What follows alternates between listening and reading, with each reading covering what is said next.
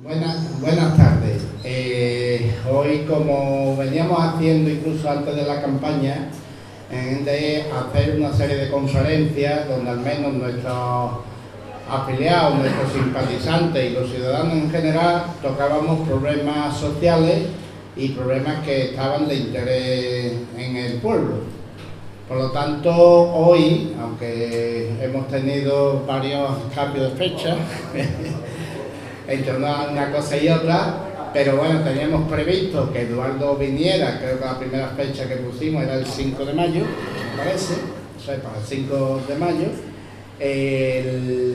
y luego lo hemos ido cambiando y ya nos ha cogido también la campaña, por lo tanto es mucho más satisfacción el tener a una persona que nos iba a explicar cuál era la situación económica que se estaba generando, tanto por la crisis de COVID como por la guerra de Ucrania.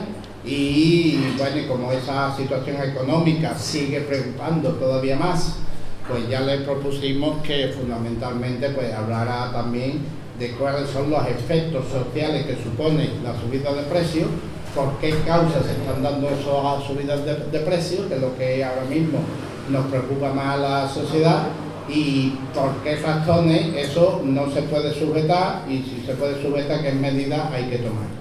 Teniendo en cuenta también que ha habido algunas propuestas, por ejemplo, desde el Partido Popular, la propuesta que se hace es la de siempre, la bajada de impuestos. Por lo tanto, también Eduardo también comentará algo si el efecto que puede tener de subida de impuestos, bajada de impuestos o las medidas que el propio Partido Popular propone, el efecto social que eso puede tener. Esa es la orientación que le hemos dado a este acto. Y me parece que puede ser de bastante satisfacción para todos nosotros. Agradecer la asistencia de todos ustedes, pero también fundamentalmente tenemos compañeros y compañeras de Mairena y de Carmona. Por lo tanto, consideramos que ha habido un efecto importante de interés en este acto. El ponente, aunque los carteles ya también lo habéis visto, Eduardo Garzón, es doctor en Economía, profesor de la Complutense de Madrid, es de la Universidad Complutense de Madrid. Seguramente algunos lo habréis visto en algunas tertulias y mesas de debate en los medios de comunicación nacional, sobre todo que yo al menos lo he visto en la 4 y creo que también participa en alguna otra mesa o tertulia en alguna otra emisora. Por lo tanto, yo lo que hago es dejarle la palabra a él y que él haga su ponencia, y luego entre 10-15 minutos o 20, según como si no alargamos mucho pues algún tipo de coloquio, preguntas, aclaraciones que necesitéis o que consideréis necesarias. Bueno, como decía, muchísimas gracias por estar aquí, muchísimas gracias por la invitación a venir aquí. Como os decía, de alguna forma es la tierra de mi niñez. De hecho, yo cuando me he bajado del tren, pues de alguna u otra forma me vienen muchos recuerdos a la cabeza. 6 años viviendo en Marchena, y también, bueno, pues como me he criado en Málaga, pues como podéis imaginar, esta tierra no me es muy indiferente ni muy lejana. Bueno, como el acto de hoy ya sabéis de lo que va, voy a ir directamente al grano. Yo creo que lo importante es que haga una exposición lo más divulgativa y pedagógica posible, porque ya de antemano os reconozco y os digo que el tema es complejo. Eso no quiere decir que yo vaya a hacer una chapa de exposición, ni que vaya a ser aburrida, ni mucho menos, ni tediosa, porque de verdad que me voy a esforzar por hacerlo divulgativo y comprensible, y creo que se puede hacer perfectamente, y con la idea de que luego podamos desarrollar un poco cada uno de los temas que os hayan venido a la cabeza a medida que yo iba hablando, porque esto es un tema, como digo, muy extenso, que podríamos tirar del hilo y hablar, bueno, pues de 800.000 cosas, de los impuestos, de qué impuestos, de cómo se solucionan los problemas, de qué podría pasar a nivel macroeconómico, en fin, hay muchísimos temas, y yo voy a ir directo al grano, que es el que nos lleva aquí a la exposición, ¿no?, a la conferencia, que sería ¿por qué están aumentando los precios a unos niveles que no veíamos desde los años 70? Bueno, yo a los años 70 no existía, pero la mayoría de aquí sí, y a lo mejor os recordáis que en aquellos años había unos niveles de precio que crecían muy rápidamente y bueno, no están creciendo tan rápidamente como entonces, pero sí que se le está asemejando. Ya hace 20 años que no veíamos una tasa de inflación parecida a la que vivimos hoy día, ¿no? Entonces la pregunta sería, ¿por qué después de tanto tiempo volvemos a vivir una situación similar, al menos similar en términos de IPC, de ese indicador que mide la inflación? Y luego ahondar un poco en qué alternativas está dando la derecha, como se acaba de explicar en la introducción, cuáles son nuestras alternativas, y cuando digo nuestras no me estoy refiriendo a las del gobierno, que como sabéis estamos en minoría y el Partido Socialista pues maneja precisamente los ministerios los que más se podría hacer para combatir la inflación. Más allá de que también es un problema macroeconómico internacional y que es necesario medidas que se adoptan desde, por ejemplo, la Unión Europea. Por cierto, viniendo para acá, ya hemos conocido que la Unión Europea acaba de aprobar esa especie de tarifa ibérica que llaman, que es, bueno, recalcular el precio de la luz de una forma diferente para que el gas natural no marque el precio mayorista. Lo que quiere decir que si se aplica rápidamente, ya en junio veremos una reducción significativa de los precios de la luz. Lo que no quiere decir que volvamos a tener precios razonables y moderados como antes, pero sí que en junio o como muy tarde en julio ya veamos una reducción significativa, ¿no? Entonces, voy a empezar la exposición hablando del mainstream, es decir, de la idea que tiene la gente en la cabeza, sobre todo en los grandes medios de comunicación, en las facultades de economía, en las escuelas de negocio, porque seguramente no estáis familiarizados con eso de las escuelas de negocio y las facultades de economía, pero son los voceros, ¿no? Esos economistas que luego aparecen en la tele y que se enfrentan conmigo para debatir sobre cualquier cosa, su opinión, aunque esté muy poco sólidamente fundamentada, muy mal argumentada, luego es la que se acaba distribuyendo y difundiendo con mucha más potencia, porque son los que controlan los grandes medios de comunicación, los grandes medios difusores de la información, y entonces es muy importante desde cero tumbar su discurso, porque es erróneo, no porque queramos tumbar el discurso porque sí, sino porque, como veréis, está muy extendido entre la población, no sé si aquí estará extendido, pero está muy extendido entre la población una idea errónea de por qué tenemos inflación. No sé si yo aquí preguntando alguien me podría dar esa respuesta o le podría venir a la mente esa idea general que se tiene de por qué tenemos hoy día inflación, pero os la digo ya. Se cree de forma bastante general, y no estoy diciendo que todo el mundo lo crea, ni todos los economistas, ni mucho menos, ni siquiera los mainstream, ni los del mundo académico, pero hay una parte importante de la población, de los economistas y también de la población no economista, que cree que la inflación es un problema o es la consecuencia de haber creado mucho dinero, ¿vale? Esto es una idea muy simple, muy tontorrona también, que se tiene en la cabeza y que es muy intuitiva. Y como es muy intuitiva, es fácil de que cualquier persona la pueda entender y pueda incluso volver a explicarla. Pero que sea intuitiva no quiere decir que sea cierta. Fijaos, la idea esta que voy a tratar de refutar es que los bancos centrales, que ya sabéis que son los organismos que crean el dinero, que crean los euros, los dólares, las libras, etcétera, etcétera, llevan desde el año 2007 y 2008 creando ingentes cantidades, ¿eh? Estamos hablando incluso de billones con B, que es una cantidad que ni siquiera nosotros nos podemos imaginar. Ya sabéis, con la idea de reflotar el sistema financiero después de la gran crisis del año 2008. Bien. Con la pandemia, en marzo de 2020, volvió a haber un fortalecimiento de ese proceso, ¿no? Necesitamos todavía más dinero para que la economía no se nos muera, no se nos paralice. Y entonces los bancos centrales se han hinchado todavía mucho más de crear euros, yenes, yuanes, libras, dólares, etcétera, etcétera.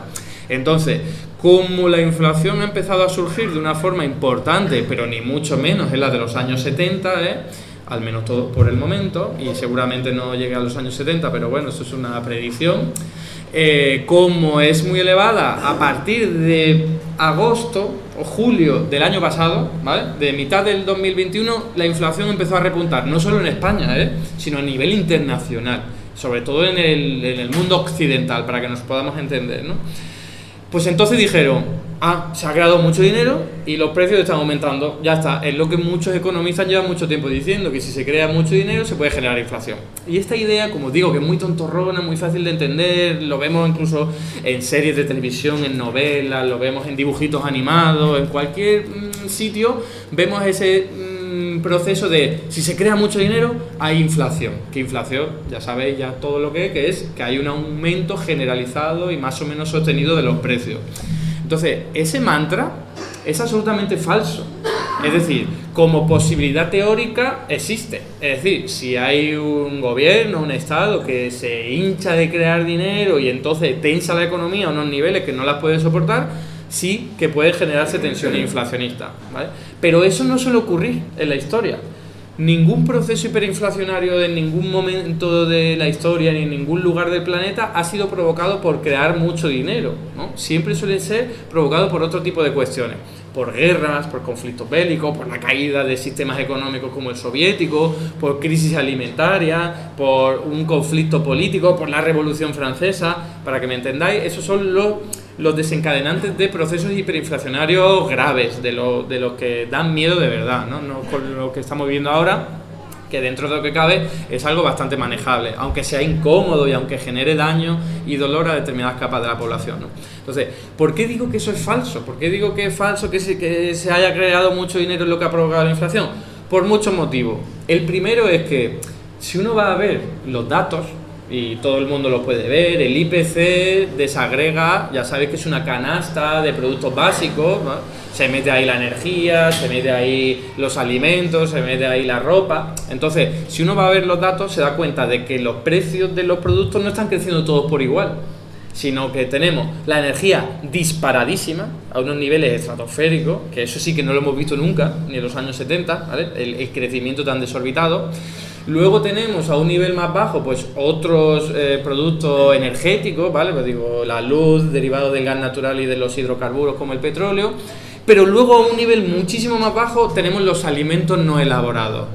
Pero que es un crecimiento que es incómodo, es molesto, no nos hace gracia a ninguno, pero no es preocupante, no es exagerado. Y luego tenemos el resto de productos que estamos viendo su precio aumentar a unos niveles absolutamente razonables, que como digo, ojalá no crecieran, evidentemente, pero a ese nivel que está creciendo es totalmente asumible. Entonces, si se estuviese creando mucho dinero y eso fuese la causa de que hay inflación, joder, si se crea mucho dinero porque la gente tiene más dinero en su bolsillo, todos tenemos mucho más dinero en nuestro bolsillo, entonces vamos a ir a comprar a los establecimientos, a los bares de aquí, a las tiendas de ropa, a donde sea, y el vendedor dice, o sea, la gente tiene muchísimo dinero en su bolsillo, puedo aumentar los precios y seguro que me lo pueden comprar porque tienen mucho dinero en su bolsillo y se lo pueden permitir. Ese es el procedimiento lógico-deductivo que acaba en la inflación, ¿no? Desde este punto de vista de la gente tiene mucho dinero. Pero como os estoy diciendo, si solo se están viendo disparados los precios de energéticos, quiere decir que la gente con todo el dinero que tenemos en nuestro bolsillo, hipotéticamente estamos yendo a comprar solo los productos energéticos, solo estamos hinchándonos de ir a la gasolinera y gastar luz, y eso es lo que explica la elevación de los precios.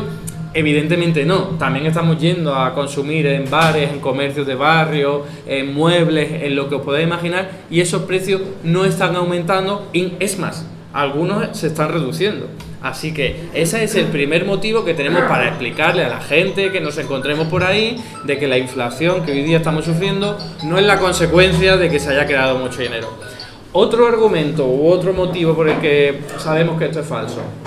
Pues fijaos, si yo he dicho que se crea dinero desde el año 2007-2008 con motivo de la crisis de aquellos años, a expuertas, billones de euros, que es una cantidad de verdad que no la podemos ni imaginar, ¿por qué la inflación aparece ahora?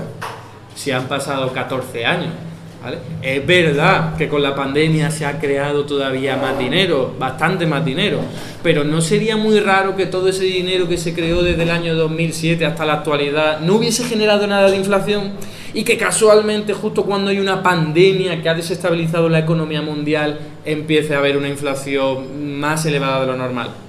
Pues evidentemente, como podéis entender de esa pregunta retórica que hacía, que haya mucho dinero no es la explicación de que esté aumentando los precios. Y luego otro motivo, y ya con esto termino esta explicación, en todos los países hay tasas de inflación elevadísimas, ¿vale? Pero son muy diferentes por países. Y el Banco Central Europeo, que es el que crea los euros y los distribuye por estados a niveles proporcionales a su peso. Entonces todos tenemos más o menos el mismo dinero. ¿Por qué entonces en Lituania hay más de un 20% de inflación y por ejemplo en Malta o en Portugal hay muchísimo menos? Pues evidentemente porque la clave no es la cantidad de dinero, sino el sistema energético, el sistema de la generación eléctrica. Que en Malta hace mucha menos falta la luz, la energía para calentarse, es una obviedad, sobre todo en comparación con Lituania, ¿vale? O Estonia o Letonia, países donde utilizan el gas natural para calentar las casas y para todos sus procesos productivos y empresariales, y están muy acostumbrados a ello. Y se elevan, se disparan los precios. En España tenemos una anomalía, porque es un país que no necesita mucho gas natural para calentarse, pero tenemos un sistema eléctrico oligopólico, muy mal calculado, encima el IPC está totalmente inflado. Luego hablaré un poquito sobre esto. Por cierto, y ya para hacer un poco de publicidad, lo acabo de publicar en mi canal de YouTube, ahí está este tipo de exposiciones que hago, de conferencias, todo está abordado con muchísimo rigor, muchísimo detalle, con ilustraciones y gráficos para que se entienda bien. Así que si alguien quiere desarrollar todo este tipo de cuestiones, una vez se vaya de aquí, que sepa que tiene un canal de YouTube en el que yo lo explico con tranquilidad, ¿no? Y bueno, como decía, el IPC está inflado en nuestro país, cosa que no pasa, por ejemplo, en Portugal. Para que os hagáis una idea, y no quiero detenerme mucho en esto, si eso en el coloquio sale, ya sabéis que hay dos tipos de tarifas de la luz. Hay una que es que está fijada al precio mayorista, que es ese mercado en el que se comercia la demanda y la oferta de la energía eléctrica, ¿no? Los que generan la energía eléctrica dicen, yo he generado tanta energía y comprádmela, ¿no? Las comercializadoras, y en función de ese juego de mercado pues sale un precio. Cada día es un precio diferente. Pues ese es el precio que se ha disparado, y la mitad aproximadamente de la familia española, vosotros podríais preguntaros qué tipo de tarifa tenéis, ¿vale? Tienen esa tarifa, está vinculada a un mercado mayorista que no deja de crecer en el último año, que no ha dejado de crecer en el último año. Pero la otra mitad de la familia española no tiene esa tarifa, y muchos de aquí la tendréis. Es una tarifa que se llama de mercado libre, que en realidad es un nombre horrible y que no hace honor a la realidad, que es que tú has pactado con la comercializadora un precio de la luz durante un año.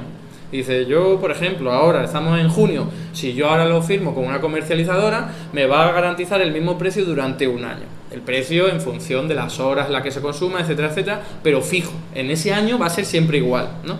En cambio, la mitad de las tarifas que os estoy diciendo que están vinculadas al precio mayorista es una lotería, en el sentido en el que tú no sabes qué precio vas a tener. Históricamente ha sido más bajo el de fijar el precio a ese mercado mayorista, que se llama mercado regulado, también un nombre que no tiene sentido. Fijaos que mercado regulado, pero en realidad es luego la oferta y la demanda, o sea que es lo contrario. Y lo que se llama mercado libre es en realidad que has pactado con una empresa un precio fijo durante todo un año. Bien, ¿qué quiero decir con esto? Que a la mitad de las familias españolas no le ha aumentado el precio de la luz, le ha bajado. ¿Por qué le ha bajado si he dicho que el precio es fijo? Porque el gobierno ha bajado los precios los impuestos de la electricidad, el impuesto de la electricidad y el IVA eléctrico. Así que como tenía un precio fijo y le ha bajado los impuestos, pues esa familia, que son más de 10 millones de personas, no han visto aumentar el precio energético de la luz. Yo estoy seguro de que alguno de aquí de vosotros pues va a ver los medios de comunicación y dice, madre mía, cómo está el precio de la luz, no sé qué, pero luego ve su tarifa y dice, pues tampoco me ha aumentado tanto. Es más, puede decir, madre mía, ¿qué pasa? Hemos consumido muy poco porque yo estoy pagando muy poco. Uno de ellos soy yo, He tenido la suerte de tener una tarifa fija durante un año, como os he dicho, y entonces yo que la tarifa de la luz me sale muy barata. De esto no se suele hablar en los grandes medios de comunicación porque ya sabéis que hay interés en generar miedo, generar alarmismo, catastrofismo y decir que todo está muy mal porque el gobierno social comunista lo hace todo muy mal.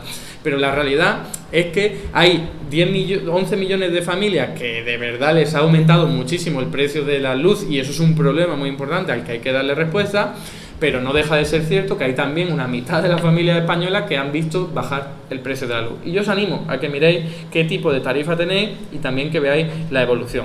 Bien, ¿por qué he mencionado ya este tema? Porque Portugal le ocurre igual, pero su organismo que calcula el IPC, la inflación, hace esa distinción y dice, a ver, tantas familias portuguesas que tienen esta tarifa de la luz y tantas familias que tienen esta. Pero el organismo español, que es el Instituto Nacional de Estadística, no lo hace. Presupone que todas las familias tenemos la tarifa que se ha disparado, ¿vale? Entonces lo que hace es inflar el indicador del IPC. Si no lo tuviese en cuenta, o sea, si lo calculara bien, tendríamos una inflación de unos 2 o 3 puntos por debajo de lo normal, ¿vale? Sería un IPC que es más elevado de lo normal, de lo tradicionalmente normal en los últimos 20 años, pero que es bastante menor que lo que nos venden cada día en las noticias, como que es un problema, como que somos el peor país de Europa, uno de los peores, etcétera, etcétera. Y es muy importante calcular bien el IPC porque sirve para revalorizar las pensiones. Si tenemos un IPC inflado, vamos a revalorizar las pensiones más de la cuenta, cosa que no está mal y no vamos a quejarnos de ello, pero es que el IPC también se utiliza para calcular los precios de los alquileres. Entonces, claro, si te van a aumentar el precio del alquiler al ritmo del IPC que está inflado, pues va a ser un problema para la persona que esté viviendo de alquiler. También se sirve para revalorizar los salarios, también sirve para criticar la gestión económica del gobierno, para que me entendáis, ¿no? Pero bueno, ya dejado esto al margen, esta explicación de... no son los precios, no es la creación de dinero lo que ha explicado la inflación, procedemos a la explicación verídica, la verosímil, la más realista, la que de verdad ha ocurrido. ¿Por qué entonces han aumentado los precios?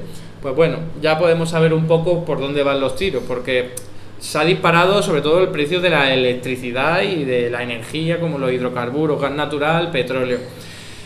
Y eso tiene un impacto poco a poco sobre otros productos, porque evidentemente el que produce, yo qué sé, el que produce el libro, el que produce maquinaria, el que produce micrófono, necesita energía para poder hacerlo. Entonces, si su energía cada vez está más cara, pues va a tener que verse obligado a aumentar los precios si quiere mantener el mismo beneficio, ¿vale? Él puede no hacerlo. De hecho, un montón de empresas actualmente no han aumentado los precios. Yo os animo a que vayáis, ¿no? Si vais a comercios de barrio o bares por aquí, pues veréis que no han aumentado los precios, a pesar de que el IPC está en el 9%, en el 8%. ¿Han aumentado la cerveza o la Coca-Cola al 8%? Pues no. ¿Por qué? Pues porque la empresa o no tiene una tarifa de la luz que se la ha disparado, o dice, mira, yo esto lo puedo asumir y tendré menos beneficios, ¿vale? La casuística es muy variada, pero como veis, el principal problema es los precios energéticos que se están trasladando a otros productos poco a poco. Y esto, si se corta de buenas a primeras y lo antes posible, pues evitará que luego esos otros productos vean aumentar sus precios. Que esa es la clave de lo que voy a hablar al final de la exposición, cómo hacerlo, ¿no? Pero entonces, vuelvo a la explicación, a la pregunta de ¿por qué entonces los precios energéticos se están disparando?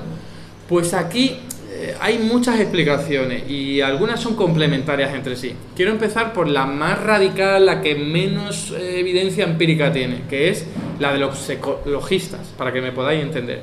Los ecologistas o asociaciones ecologistas de muy diverso tipo vienen anunciando desde hace mucho tiempo que hemos llegado al peak oil del petróleo. De hecho dicen que llegamos en el año 2005, yo sobre esto no soy experto, me baso simplemente en lo que dicen ellos, y que el gas natural estamos cerca de llegar. Entonces eso es lo que hace que cada vez sea más difícil y más caro extraer el petróleo y por lo tanto que su precio vaya con una tendencia ascendente. Al fin y al cabo el petróleo es limitado en nuestro planeta y el gas natural igual, y en algún momento el precio se tendrá que disparar porque cada vez habrá menos cantidad de este tipo de materias primas, ¿no?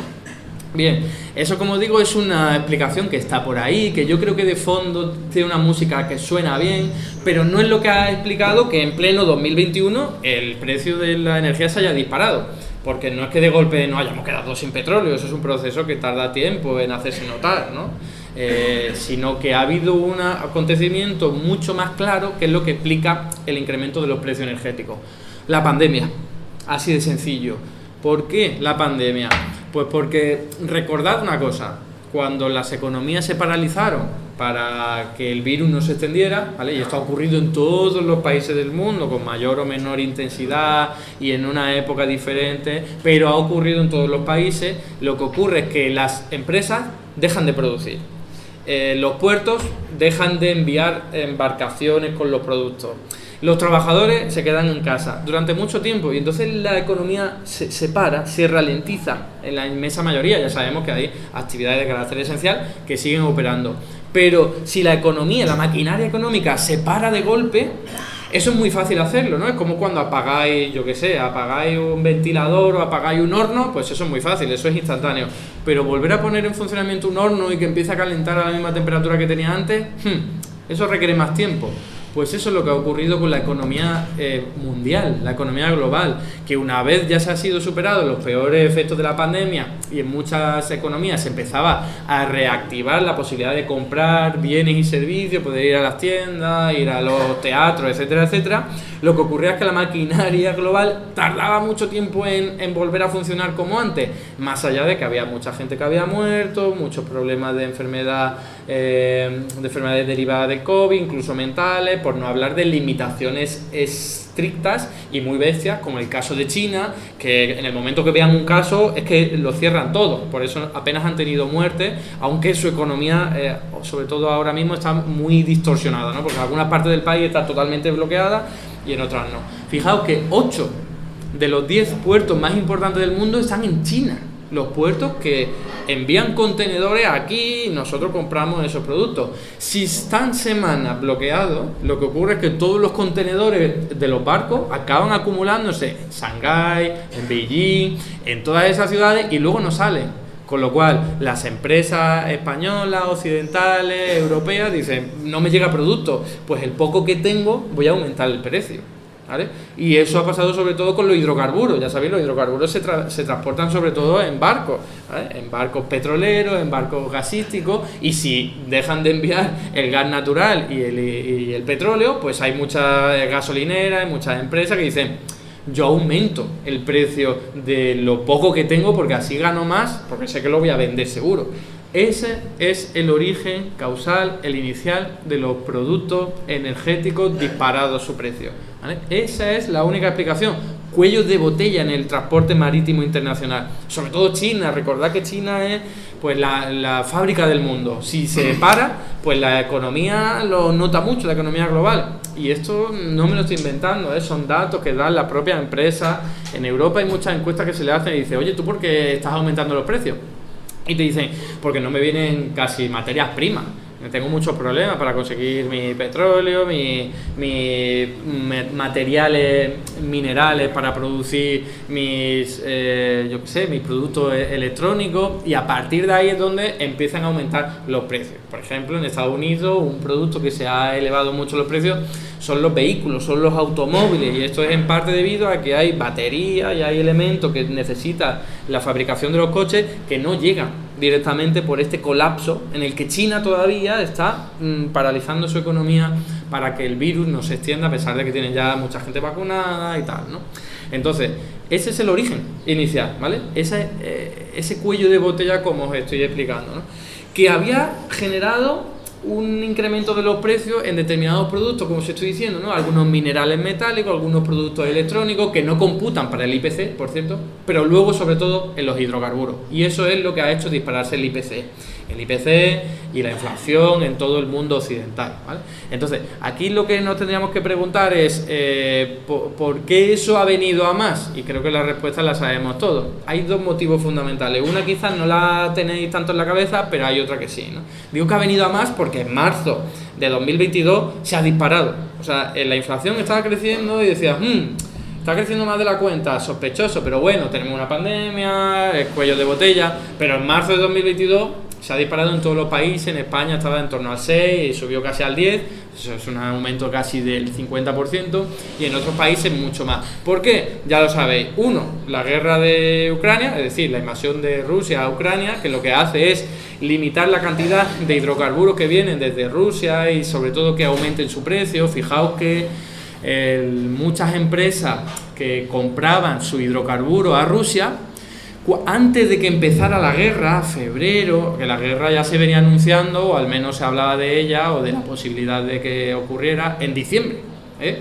Entonces las empresas que se dedican a comerciar hidrocarburos dijeron, cuidado que como Rusia haga esto nos quedamos sin esa oferta de hidrocarburos, y empezaron a comprarla a Estados Unidos sobre todo, a Estados Unidos, a Venezuela, a otros países como Arabia Saudí, Argelia, sobre todo gas natural. Pero fijaos, comprar petróleo a Estados Unidos, que está más lejos, y que es más caro, lo que hace es disparar los precios. Entonces ya incluso antes de que empezara la guerra de Ucrania, ¿vale? La invasión de Rusia de Ucrania, ya los precios se estaban disparando, en parte por eso, en parte porque están diciendo, como nos quedemos sin esto, es mejor que lo vaya comprando ya Estados Unidos, donde el precio es mucho más elevado. Y además a eso hay que sumarle algo que es mucho más desconocido y que jamás veréis en los medios de comunicación: los inversores financieros, los brokers financieros. Cuando ven sangre, meten el diente. ¿Qué quiere decir esto? Cuando ven la posibilidad o la casi certidumbre de que los precios de hidrocarburos van a aumentar, dicen: compro barato y vendo caro. Ganancia con golpes de ratón, con clics de ratón, con tecleo informático. Esto está totalmente contrastado, no me lo estoy inventando. Hasta la ONU lo ha verificado y lo ha corroborado en sus informes, que hay muchísimos inversores financieros, brokers, sobre todo fondos de inversión, que lo que hacen es especular. No solo con la energía, también con las materias primas, como el maíz, el trigo, la cebada. Estamos hablando incluso de cereales de todo tipo, ¿vale? Entonces, ¿qué pasa cuando se especula? ¿Qué quiere decir? ¿Que compro ahora para venderlo en el futuro porque sé que va a estar más barato? Pues en España lo sabemos de sobra con la burbuja inmobiliaria, que se va retroalimentando ese ciclo. Y lo que ocurre, claro, tú compras barato y lo que haces es comprar mucho, entonces la gente dice: ¿dónde? Pero lo están comprando, pues lo vendo más caro. Y así lo que hace es generar un círculo vicioso que lo que hace es disparar los precios. Y eso es otro motivo que ha explicado ese incremento de los precios, sobre todo en la energía y en alimentos. Y en alimentos también, y esto lo sabéis, se ha especulado porque Ucrania es un gran granero, y entonces de producción de cereales, entonces hay mucho menos trigo y cereales que parte de ese país a nuestros países, y entonces su precio se eleva. Pero como os estaba diciendo, incluso el aceite de girasol, que ha habido incluso escasez. Bueno, pues un problema, pero puntual. Quiero decir que si solo fuera eso, pues sería puntual. Pero como se ha sumado a lo que ya venía con la pandemia, pues más problemas que tenemos aquí, ¿vale? Entonces, ya he hecho la panorámica general de las causas, ¿vale? Ahora, en la última parte de mi exposición, voy a hablar de qué podemos hacer para contenerlo. Claro, fijaos que en función del diagnóstico que hayamos hecho, tendremos unas posibles respuestas u otras, ¿no? ¿Qué creéis que están pensando los economistas convencionales que están en los bancos centrales y en los medios de comunicación y tal? Si ellos creen que hay mucho dinero en circulación, que es la causa de que haya inflación. Que es absurdo pensar eso, pero bueno, que ellos sigan con sus pajaritos en la cabeza, a pesar del daño que nos hacen. Pues ellos van a decir: la propuesta es retirar dinero de circulación. Esa es su única propuesta. Eso es lo que ha hecho el Banco Central de Estados Unidos, el Reino Unido, y de momento ya está. Pero el Banco Central Europeo parece que va a ir por la misma línea. Todavía no está claro, porque parece que son un poco más listos que los anglosajones, pero mucho más tontos que los asiáticos, que nos dan mil vueltas en este tipo de diagnóstico. Por ejemplo, Japón, en vez de aumentar los tipos de interés, ahora explicaré esto con más detalle, para retirar dinero en circulación, ha hecho lo contrario. El Banco Central de Japón sigue creando dinero, porque saben que en verdad eso no es la causa de la inflación. Japón lleva creando dinero a expuertas mucho más que Estados Unidos y que Europa durante muchos más años, desde los años 90, y siguen en un tipo impositivo, una tasa de inflación en torno al 0, al 1%, con miedo de caer en la deflación, que quiere decir que los precios bajan en vez de aumentar, cosa que para el consumidor puede sonar bien, pero para la economía no suele ser bueno, ¿no? Entonces, fijaos, los bancos centrales de Estados Unidos y del Reino Unido lo que están haciendo es aumentar los tipos de interés, ya lo han empezado a hacer, con la idea de que así se encarece el crédito, ¿no? Ya sabéis, si vamos a pedir una hipoteca, pero nos ponen un tipo de interés más elevado, pues decimos: me lo pienso, ¿vale? Entonces eso lo que hace es que la gente pida menos créditos, se endeude menos, se hipoteque menos, y entonces haya menos dinero en circulación. Esa es su idea, esa es los pajaritos que tienen en la cabeza, que no funciona por muchísimos motivos, los que no me quiero detener aquí. Pero el más importante es de qué forma aumentar los tipos de interés ayuda a que venga más petróleo y más gas natural de otros países. De ninguna. ¿De qué forma aumentar los tipos de interés sirve para que vengan a tiempo y ahora los barcos con cargamento de China? En nada. Los tipos de interés es una medida absolutamente absurda para intentar resolver un problema que no tiene nada que ver. Es como si tenemos un enfermo, yo qué sé, le duele un brazo y le damos quimioterapia, ¿no? Pues no tiene ningún tipo de sentido, porque no es ese el problema. Hay que saber bien cuál es el diagnóstico del problema, cuál es la raíz del problema, y luego pues atenderlo. Pero claro, si la gente piensa que el problema es que hay mucho dinero en circulación, pues cometen los problemas que os estoy comentando, ¿no? Entonces, sí, en realidad nosotros ya sabemos que el problema de la inflación es meramente energético por culpa de la pandemia y por culpa de los conflictos bélicos en Rusia y en Ucrania, pues entonces una de dos: o atendemos a la raíz del problema o atendemos a sus causas, ¿no? Y la raíz del problema sería: vamos a preocuparnos porque este comercio internacional pues no dependa tanto de China, ¿no? Es que en vez de comprar productos de ropa allí, pues que los hagamos aquí, o que los compremos más cerca. En vez de comprar los tomates de Australia o de Chile, que los compremos de sitios más cercanos que están incluso mucho más buenos, porque además también llegan en mejor estado, ¿vale? Entonces es algo de medio y largo plazo, de ir pensando en nuestras economías para que no dependan de esos lazos comerciales que nos dejan tirados. En la pandemia lo vimos también, cómo España no era capaz de producir mascarillas, porque habíamos desindustrializado nuestra economía, y las mascarillas ya se hacían en otros países, en Alemania, en el sudeste asiático. Entonces, claro, en un momento de emergencia humanitaria ya nos damos cuenta de que fue un error desindustrializar el país. Así que a medio y largo plazo, como digo, la estrategia debería ir por ahí, por la de consumir nuestros propios productos, tener la capacidad de producirlos, etcétera, etcétera. Luego otra, luchar por la paz. Madre mía, que desde la OTAN no lo hace. La OTAN lo que hace en todo caso, y sé que este es un tema delicado, es enviar armas, ¿no? Pero eso parece que no ayuda demasiado a la paz, y de hecho está demostrado. Más de 100 días lleva de guerra, cuando podría la OTAN o Europa o quien fuera, pues sentarse de verdad con Putin y ofrecer lo que sea con tal de que se acaben esos problemas bélicos, ¿no? Pero bueno, como os digo, un tema muy delicado y complejo, en el que yo tampoco tengo gran cosa que ofrecer. Pero ahora voy vale, esa sería la raíz de la causa, pero ahora necesitamos algo rápido, algo a corto plazo que alivie la tensión y que no genere un problema de que se traslade ese precio de los productos energéticos a otros productos. ¿Cómo se hace esto? Bueno, de muchas formas, ¿eh? Hay varias formas, hay varias modalidades. Ya sabéis que aquí en España ya se ha hecho algo, algunas muy bien y otras muy mal, ¿vale? Por ejemplo, muy bien, limitar los precios de los alquileres, ¿vale? Eso es lo que ha hecho. Si en vez de que los arrendadores, que son los dueños de las casas, puedan aumentar el precio de su alquiler al ritmo de la inflación, que un 10%, pues imaginad, si es 300 euros el alquiler, pues un 10% son 30 euros, algo que se nota bastante, ¿no? Entonces, ya sabéis que ha habido unas medidas que han dicho: no se puede aumentar el precio del alquiler en más de un 2%, en vez de subirlo al 10% aproximadamente, que era lo que había en marzo, ¿no?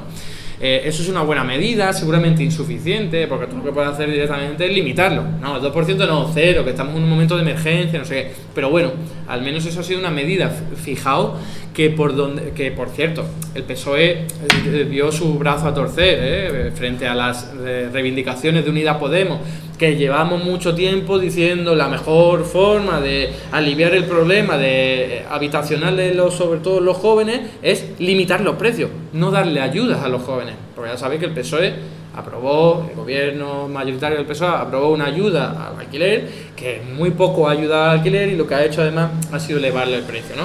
Porque los arrendadores no son tontos, y perdona que me esté extendiendo con esto, pero claro, si yo tengo una vivienda en propiedad y la tengo en alquiler y sé que le han dado una ayuda a los jóvenes de 200 euros, pues digo, pues aumento el precio en 100 para ti y 100 para mí. Todo el mundo ganamos, los precios siguen aumentando. Es verdad que los jóvenes van a tener pues más facilidades, pero los precios siguen aumentando, que es el problema de raíz. Lo que decía la Unidas Podemos es: limítalo directamente, pon topes en los incrementos del precio del alquiler. No se ha atrevido, al menos le ha puesto tope al incremento. Algo es algo, ¿no? En lo que se han visto obligados debido a la pandemia. Debido a la guerra en Ucrania. Otra medida que han hecho bien, pero no del todo bien, ¿no? Es la que os he anunciado al principio. hablar con la Unión Europea e intentar convencerlo de que el sistema de generación de precios es una locura. No me quiero extender en esto, pero ya sabéis, se produce energía hidroeléctrica, renovable, eólica, solar, fotovoltaica, térmica y de ciclo de gas combinado, que es utilizando gas natural, que son las más importantes, y todas se venden al de gas natural, que es el precio que se ha disparado. O sea, un sinsentido total, porque nos están vendiendo energía que le cuesta 3 euros el megavatio hora, que es dejar una presa correr, ¿no? Abre la presa, cae el agua, genera energía. ¿Qué coste tiene eso? Pues vendiéndola más de 200 euros el megavatio hora. O sea, se han hecho de oro a nuestra costa, está demostrado que han vaciado embalses solo para ganar dinero. O sea, una absoluta barbaridad y una aberración que ha sido permitida, ¿no? En el sentido en el que el gobierno nos ha puesto serio con este oligopolio eléctrico, ¿no? Lo que ha hecho ha sido ir a Bruselas, que algo es algo, y decir, oye, vamos a cambiar el sistema de fijación de precios. Muy bien, eso es algo, pero es insuficiente. Lo que habría que hacer es, ya puede imaginar, controlar las empresas energéticas, de alguna forma, nacionalizarlas, si queréis que nos pongamos muy punkis, pero esa es la única forma de hacerlo. Y no estoy hablando de pajaritos en la cabeza que tenga yo, ni cosa utópica. Japón, por ejemplo, ha controlado las empresas energéticas. Lo ha hecho de otra forma, no ha nacionalizado, pero les ha dicho a las empresas energéticas, no aumentéis los precios. Yo doy bonificaciones, yo como Estado me voy a absorber el coste, que supone comprar petróleo y gas natural más caro, que Japón no tiene nada de eso, lo compra también además Rusia. Entonces dice, yo lo hago. ¿Cuál es el resultado de ese control y esa intervención pública en el mercado? La tasa de inflación en Japón no supera el 1%. Y nosotros estamos aquí al 10%, el 8%. ¿Cómo lo hacemos? ¿Cómo lo hacemos? Mirad ahí, los ejemplos están ahí. Japón lo ha hecho de esa forma, que es simplemente mano dura con la empresa energética. Y no muy mano dura, no nacionalización ni expropiación, es simplemente que no vaya a aumentar los precios, que yo voy a dar lo que necesitéis y ya veremos cómo cuadramos eso. Luego tenemos otra alternativa, aunque por ejemplo, Bolivia, un país que no es desarrollado a nuestro nivel, pero que tiene su propio pues eso, sistema productivo de hidrocarburos, ¿vale? Está nacionalizado al 100% su sistema productivo energético, y han dicho, no aumentamos los precios, y todo el coste se lo lleva el Estado, que se puede financiar de 800.000 formas diferentes en las que no me quiero meter ahora. Pero fijaos, la solución está ahí, es muy sencilla, es decirle a las empresas energéticas u obligarles a que no aumenten los precios. No solo las de la electricidad, también las gasolineras. Y eso es lo que ha hecho mal este gobierno. Este gobierno, en vez de limitar los precios de los combustibles, la gasolina y el diésel, que sería no aumentes el precio, o aumentalo un poquito, pero no lo aumentes todo lo que lo has aumentado, yo voy a cargar con el coste de una parte, porque entendemos que esto es un momento excepcional, temporal, en algún momento acabará, importante. Y entonces así se hubiese aliviado muchísimo llenar el depósito de gasolina. Lo que ha hecho el gobierno, que ha sido un error, ha sido el gobierno, por supuesto, aparte mayoritaria del PSOE, ha sido la de la idea, la que ha llevado a cabo, la que estaba en contra de Unidas Podemos, dar una bonificación. Que es un poco lo mismo que yo os he dicho de lo del precio del alquiler. Tú le dices, venga, 15 céntimos se le rebaja y lo pago yo como Estado, y 5 céntimos lo bajas tú como gasolinera que eres. Claro, la gasolinera dice, nadie me controla los precios. Yo digo que sí, que le he bajado 5 céntimos y luego lo aumento porque digo que el petróleo me llega cada vez más caro, no sé qué. Y ya está. Y ahí tenemos estudios de todo tipo que ya han salido, y lo podéis ver en mi canal de YouTube, en mi página web, que revela cómo las gasolineras han aumentado el precio después de haberse aprobado la bonificación. Por eso nosotros apenas notamos la bonificación, la notamos un poquito si lo comparamos con esos numeritos que aparecen ahí, pero en realidad si lo comparamos con lo que había antes, nada, ¿vale? Entonces ahí una estafa. ¿Estafa por qué? Porque volvemos a lo mismo, oligopolio, pocas empresas muy grandes, pero pocas que controlan todo el sector energético. En el de la electricidad, generación y distribución, solo 3 empresas energéticas controlan el 95% del mercado. Eso es una locura, ni siquiera un economista liberal de derecha podría defender eso. Lo defienden porque tienen interés económico, por las puertas giratorias, por todo lo que sabemos, ¿no? Pero en realidad, como vengo a decir, y ya con esto voy terminando para que demos paso al debate, las soluciones están ahí, son muy sencillas. Si es que si tuviésemos un problema de inflación de verdad, es decir, una inflación que va aumentando sistemáticamente, que genera problemas en los centros productivos, los sindicatos están exigiendo salarios, ahora me meto un poco con eso, y eso incrementa todavía más los precios, como ocurrió en los años 70, para que nos hagamos una idea. Pues mira, yo aquí vendría de una forma mucho más humilde y diría, vaya berenjenal tenemos, esto no es fácil de sacarlo adelante, ¿vale? Pero es que no estamos en esa situación. Tenemos una situación mucho más fácil de resolver, que es que solo se nos han disparado los precios de la energía. ¿Por crisis energética ecológica? No me quiero meter en eso. Yo creo que de momento no, aunque tarde o temprano nos tendremos que enfrentar a esa situación. Yo creo que ahora ha sido claramente por la pandemia y por la guerra en Ucrania. Entonces, metémosle mano a eso para que no se vaya extrapolando los precios de la energía a otros productos, como yo decía. Hay que producir micrófonos, necesito energía, está más cara, pues vendo el micrófono más elevado, ¿no? Más caro, y eso es lo que hace que el precio vaya desencadenándose. Por eso en Europa tenemos una tasa subyacente, tasa de inflación subyacente, que es la que estoy quitando la energía y estoy quitando los alimentos no elaborados, que ya está en torno al 5%. Y está aumentando, pues por eso, porque las empresas dicen, joder, con la energía tan cara, llevo ya un año pagando una energía que está muy cara, tengo que aumentar los precios de los productos. ¿Sabéis qué han hecho las empresas niponas, las de Japón o las bolivianas?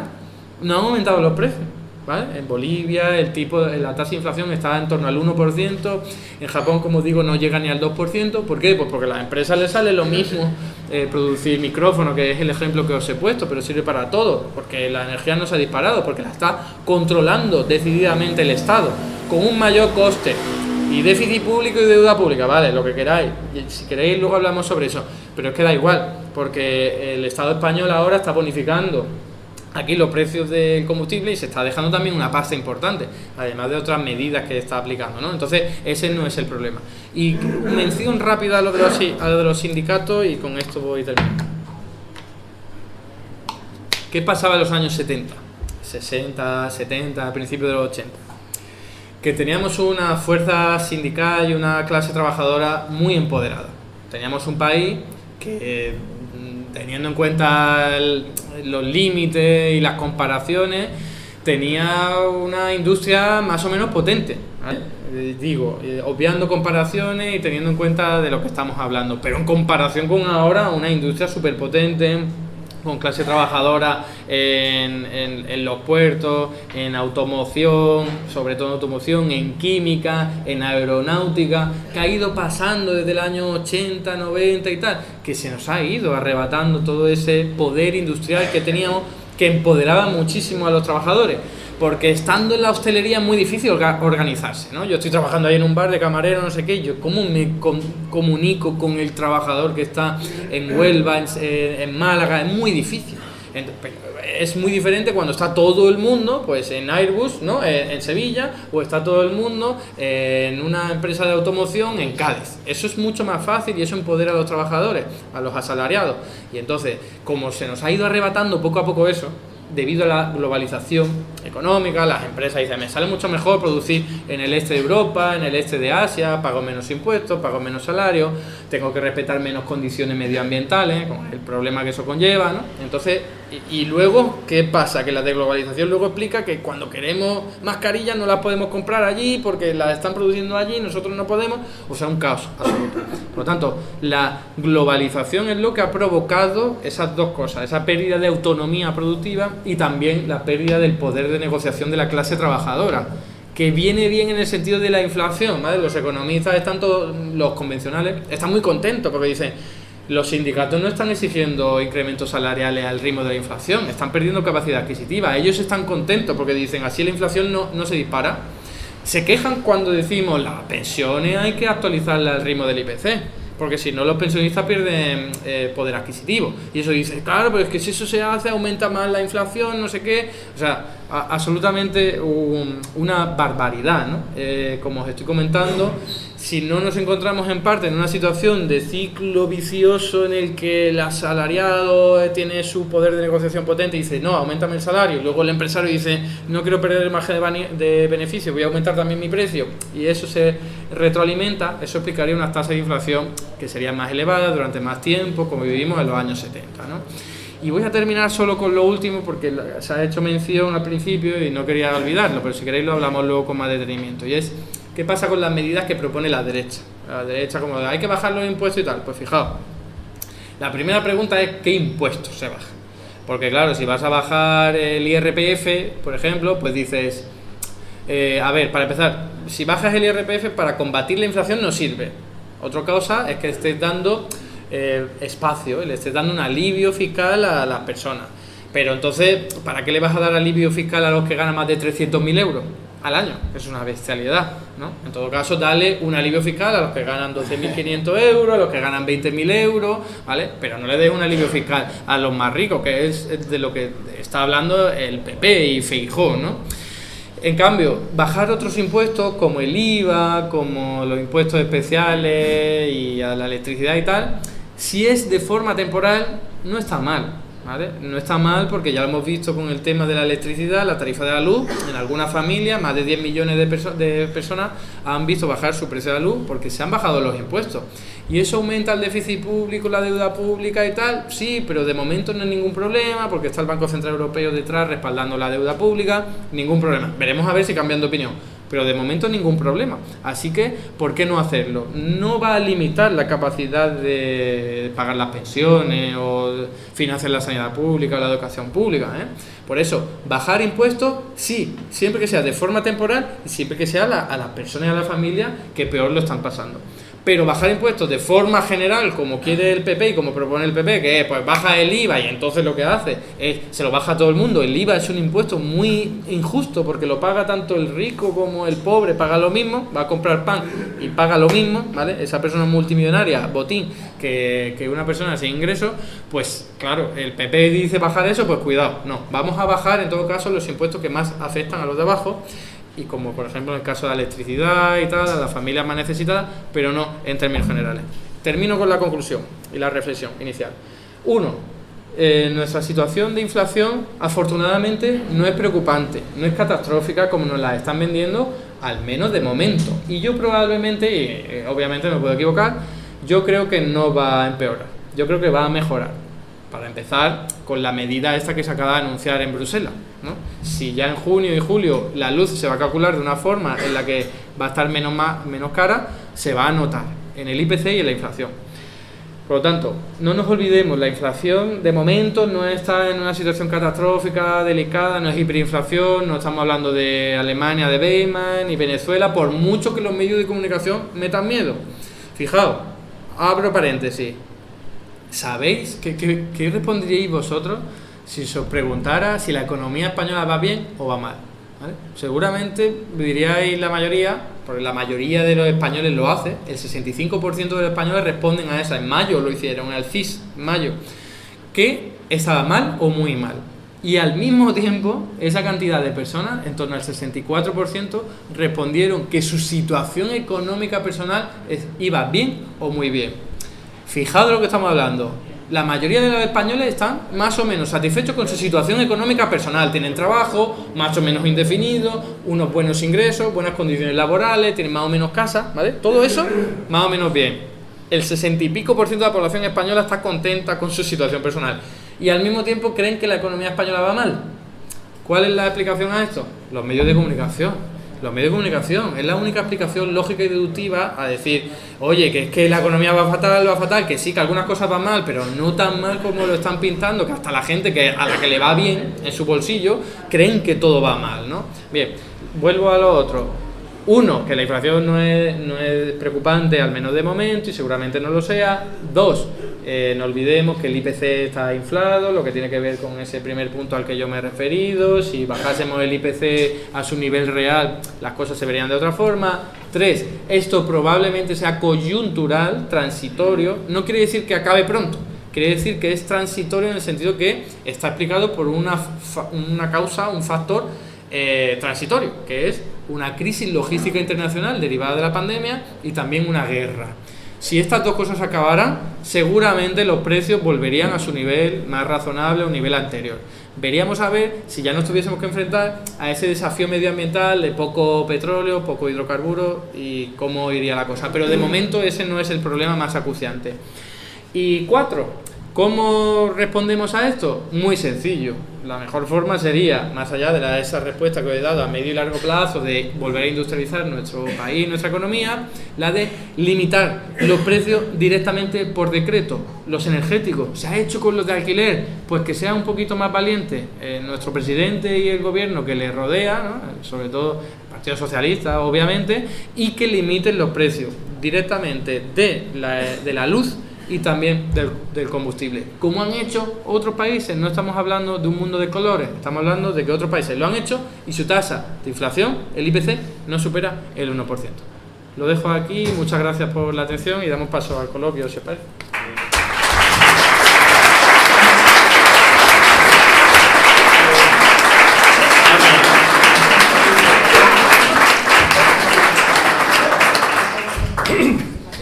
Voy a ir en orden cronológico en el que han salido las preguntas para no perderme. Lo primero, ¿por qué hay esa imagen tan negativa? Bueno, yo creo que es también un poco una pregunta retórica, en el sentido en el que sabemos que hay intereses en pintarlo todo muy mal y sabemos quiénes son los que se benefician de que todo esté pintado de forma tan catastrófica. La oposición al gobierno en términos políticos y luego todo su entramado empresarial que les rodea, ¿no? Los medios de comunicación están totalmente controlados por grandes empresas que no quieren que este gobierno esté haciendo medidas que vayan en contra de sus intereses, ¿no? Que tampoco es que se estén haciendo demasiadas cosas, pero bueno, ya sabéis, esa embestida hacia este gobierno desde el primer minuto que encima tocó la pandemia, ¿no? Ese ataque tan bestial, también con la pandemia hubo una exageración, ¿no? Se están matando directamente a la gente cuando en realidad quien cometió algún crimen humanitario seguramente fue Ayuso al no medicalizar la residencia, pero bueno, también en otros países ocurre lo mismo. Hay estados cuyo gobierno ha caído por culpa de la pandemia, ahora por la inflación, pues porque se aprovecha cualquier situación negativa para arremeter, ¿no? Contra el gobierno de turno. Es muy fácil además hacerlo, ¿no? Cuando a la gente le van bien las cosas, pues bueno, pues no se preocupa, está contento, pero cuando a la gente le va mal, pues entonces ya es muy fácil incendiar la llama, incendiar la mecha y que castiguen al gobierno de turno, ¿no? Bueno, se preguntaba si el endeudamiento público me parecía bueno o malo. Pues la respuesta es ni una cosa ni la otra. El endeudamiento público es una herramienta de política económica. Te puede servir para generar puestos de trabajo para todo el mundo que sean dignos, o puedes endeudarte para construir aeropuertos vacíos, ¿vale? Entonces, en función de para qué un Estado se endeude, es donde tenemos que encontrar si es bueno o es malo. Hay una explicación en términos de teoría monetaria moderna, en lo que no me voy a meter, que se ve claramente como el endeudamiento público es necesario. Eso es lo único a lo que yo puedo llegar, que es decir, los estados, no necesariamente las comunidades autónomas ni los ayuntamientos, pero los estados tienen que endeudarse y tienen que gastar sobre la población más de lo que inyectan, más de lo que retiran a través de los impuestos, ¿no? Pero que sea bueno o malo va a depender de la situación. Si estamos viendo cómo hay corrupción y se financia a través de deuda pública, pues evidentemente mal. Si estamos viendo cómo se está mejorando la capacidad productiva y se está haciendo más sostenible una transición energética que se ha mencionado, pues entonces eso es bueno, ¿no? ¿Qué pasa con lo de la prima de riesgo? Pues que en el año 2012, no sé si os acordáis, prima de riesgo todos los días, las noticias. ¿Por qué? Porque el Banco Central Europeo, que controla la prima de riesgo, puede controlarla a libre voluntad, se puso las manos en la espalda. ¿Por qué? Por cuestiones políticas.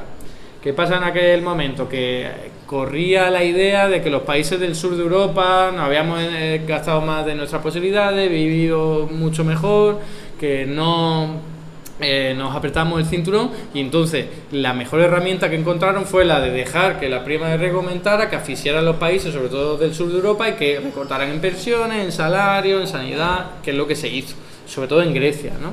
Entonces, llegó un momento en el que fue el 27 de julio del año 2012, se dio la vuelta a esa situación. ¿Por qué? Pues porque recordad aquella época, han pasado ya casi 10 años, pero Syriza estaba a punto de gobernar en Grecia y levantaban el puño, cosa que le daba mucho miedo. Había muchos grupos de extrema derecha que estaban creciendo y haciéndose fuerte en Hungría, en Alemania, en Francia sobre todo, ya sabéis.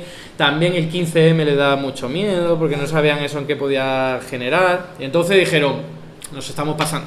Dios aprieta pero no ahoga, y entonces lo que hicieron fue empezar a controlar la prima de riesgo para que bajara. Entonces, hoy día, que la prima de riesgo está subiendo un poco, pero todavía no mucho, es porque el Banco Central Europeo ha dejado de comprar, está retrocediendo, ¿no? Entonces, aquí cabe hacerse la siguiente pregunta: ¿van a retroceder mucho o no se van a atrever? Yo creo que no se van a atrever, porque Europa es un polvorín, la Unión Europea es un polvorín, en términos políticos, pero también sociales. Entonces no creo que se puedan permitir ese lujo de volver a hacernos lo mismo que aquella vez, que fue obligarnos a apretar el cinturón. ¿Puedo equivocarme? Evidentemente, y puede que los gobernantes hagan eso, los europeos, y se líe parda, porque si nos aumenta la prima de riesgo y se hace mucho más caro endeudarse públicamente, pero también de forma privada, es ya la guinda del pastel, ¿no? Vale, espera que lo tengo apuntado aquí, a ver el próximo. El tema de Estados Unidos, hace una reflexión, pero yo la comparto, ¿no? Yo creo que todos la compartimos aquí. Solo quería añadir lo siguiente. Desde una perspectiva de economista, yo veo claramente lo que le ocurre a Estados Unidos y su expansión con la OTAN. Y no es un tema político. Yo es que no lo veo que sea un tema político. Yo no veo que Estados Unidos quiera tocarle los cojones a Rusia, si me permitís la expresión. Yo creo simplemente que el oligopolio armamentístico estadounidense es tan poderoso, porque recordad que ya desde la Segunda Guerra Mundial, luego Guerra Fría, Guerra de Corea, Guerra de Vietnam, ¿no? Si lo sumamos todo, es todo el rato la economía estadounidense funcionando en pos del armamento. En el momento en que cae el muro de Berlín, se quedan así en plan, ostras, ¿ahora qué hacemos, no? En el momento que cae la Unión Soviética, dice, ahora no tenemos enemigos, intentan montar su enemigo por ahí, pero es insuficiente. Entonces, la única forma de que las empresas armamentísticas sigan teniendo tanto poder es la de generar conflictos y solamente expandir la OTAN, porque expandir la OTAN significa, por ejemplo, lo que se ha hecho con Georgia, lo que se quería hacer con Ucrania, que compren armamento a la OTAN, equipo militar, drones, fragatas y tal, y la tecnología, que es lo más importante de todo. Si Georgia, por ejemplo, al meterse en la OTAN, lo que hizo fue firmar pactos en los que decía, ya tengo que comprarte la tecnología de aquí a 10 años. Y eso con lo que hace negocio las empresas armamentísticas, porque luego tienen que reparar el armamento, y entonces es una cuestión económica. Rusia y los gobernantes lo han visto como nos quieren acorralar y nos van a invadir, que yo creo que para nada era eso. Estados Unidos es simplemente hacer dinero, que si es el capitalismo, los yanquis es lo único en lo que están pensando, ¿no? Que si se echaba de falta el largo plazo. A ver, tengo que decir en mi defensa que en una exposición de 40, 50 minutos he tocado muchos temas de la forma más ordenada y pedagógica posible, pues yo creo que he hablado mucho de largo plazo, para lo que suelo hacerlo, Pero sí, estoy de acuerdo en que es muy importante. Es verdad que ahora no podemos confundir lo importante con lo urgente. Lo urgente tiene que ser respondido de forma rápida, evidentemente, estamos de acuerdo. Pero sí, si tuviésemos que... O sea, a mí se me preguntara cuál es el desafío más importante que tenemos, para mí es el medioambiental. Para mí es el cambio climático, para mí es la ausencia de recursos naturales con las que podamos seguir manteniendo un modelo productivo y de consumo como el que hemos mantenido, que es seguro imposible de hacerlo, ¿no? Entonces hay que buscar soluciones a esas, en las que esas soluciones yo no soy experto, yo he dado alguna idea, ¿no?, de desglobalización, que no tengamos que comprar los productos de la otra punta del planeta, que sea de aquí cerca, entonces el consumo energético para el transporte es mucho menor, que volvamos a un modelo productivo que sea menos intensivo en el carbón, es decir, descarbonizar, electrificar hasta cierto punto, porque no se puede electrificar todo, y buscar nuevas fórmulas de producción y de consumo, ¿no? No estoy de acuerdo con que los productos alimentarios hayan aumentado un 20%, no lo veo en los datos, Hay alimentos que sí, que se han disparado, por supuesto, sobre todo el aceite de girasol en los últimos meses. Pero cuando coges todos los productos, toda la cesta de la compra, pues está en torno al 3, 4, 5% dependiendo del mes en el que nos fijemos, que es mucho, pero en comparación con lo que estamos acostumbrados, pero no un 20%. Entonces, yo entiendo que a veces se nos va y decimos, ostras, nos estamos gastando mucho en la cesta de consumo, cierto, pero si tuviésemos el poder, como os decía, ¿no?, de clase trabajadora, de aumentar los salarios y las pensiones a ese ritmo, pues no nos debería preocupar tanto. Lo que quiero hacer es relativizar, que es un fastidio y una putada que los precios del alimento están aumentando mucho, aunque no sea el 20% todos, sí, pero que no es tampoco situación catastrofista que siempre nos venden, que en realidad si nos aumentara los salarios y nuestra capacidad económica al mismo nivel, pues no tendría por qué haber ningún tipo de problema. Por eso me he centrado más en lo segundo que en lo primero, que estamos de acuerdo en que es un problema, sí, que creo que estamos de acuerdo también en que el principal problema es la energía, también, porque podríamos, si no se hubiese disparado la luz y no se hubiese disparado el combustible, seguramente podríamos afrontar la cesta de la compra de una forma mucho mejor, ¿no?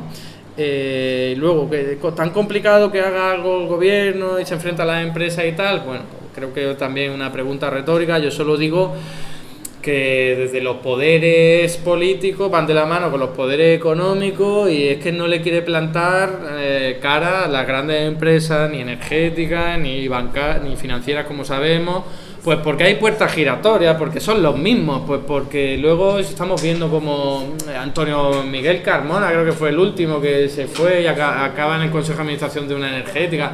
Es que nos están tomando el pelo. El PSOE sigue siendo lo que es, siempre lo será seguramente, y no va a hacer nada que ponga en riesgo los beneficios de sus amiguetes empresariales, ¿no? Por mucho que se cambie de maquillaje cada 5, cada 10 años, ¿no? Y luego, por último, ¿qué hacer de la comunidad autónoma? Pregunta complicada. ¿Por qué? Pues porque las comunidades autónomas tienen las competencias que tienen. Entonces, no pueden controlar los precios, no pueden aplicar bonificaciones en determinados productos, no pueden meterle mano a los precios energéticos, ni a los precios de los alimentos. Entonces, complicado.